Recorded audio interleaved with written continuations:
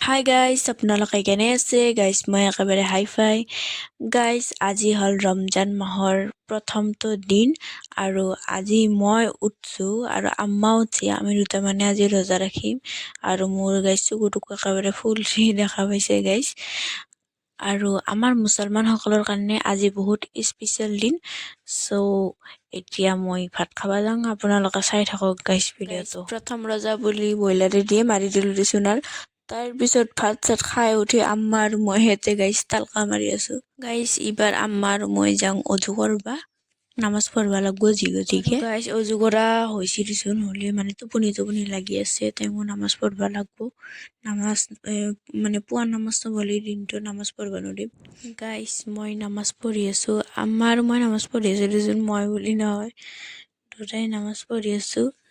আৰু টোপনি যি লাগি আছে তেওঁ গাইজ কণ্ট্ৰল কৰি হ'লেও নামাজখিনি পঢ়ি আছো।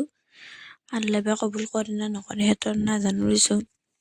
আনফালে গাইজ মোৰ সেনেকৈ নামাজ পঢ়া হ'ল আৰু এইবাৰ মই গাইজ ঘৰৰ কামবিলাক কৰোঁ, তাৰপিছত অলপমান পঢ়োঁ, যি গতিকে পৰীক্ষাও আহি আছে। তাৰপিছত গাইজ পঢ়ি থাকোঁতে কেনেকৈ পোহৰ হ'ল গমেই নাপালোঁ। আৰু এইবাৰ আৰু গাও পাও ধুই ল'লোঁ সোনকালতে। আৰু মানে এতিয়া মই টিউশ্যনত যাওঁ, মই মানে গাইজ আৰবী টিউশ্যন লৈছোঁ, তাকে যাওঁ। আজি কোৰাণ শৰীফ ল'ম, সেইকাৰণে অলপ ভালো লাগি আছে মনটো, তেওঁ অলপ ভয়ো লাগি আছে। তাৰে পিছত গাইজ টিউশ্যনো কৰা হ'ল দেচোন। আহিলোঁ ঘৰক, যি গতিকে টিউশ্যনত মোবাইলটো লৈ যাব নেদাই নহয় গাইজ, দূৰ আছে অলপ। তাৰপিছত মই বাগাৰ দিলোঁ, বাগাৰ দি কিনে উঠলোঁ।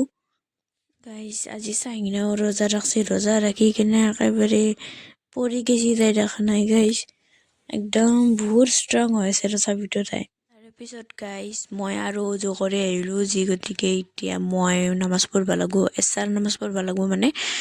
আৰু নামাজখিনি পঢ়ি উঠি এইবাৰ মই ইফতাৰৰ বস্তু ৰেডি কৰোঁ, যি গতিকে টাইম হৈ আহিছে। আৰু গাইজ চাওক ইফতাৰৰ বস্তু ৰেডি কৰি আছোঁ, কিবা কিবি আম্মা আৰু ময়ে দিচোন ইফতাৰ কৰি। তাৰপিছত গাইজ মোৰ ইফতাৰৰ বস্তু ৰেডি হ'ল, বুট, পানী, চেৱে আৰু সেইগিলা কিবা কিবি আছে। তাৰপিছত গাইজ আজান দিলা, আজান দিয়াৰ কাৰণে আম্মা আৰু মই ইফতাৰ কৰিব লাগছোঁ।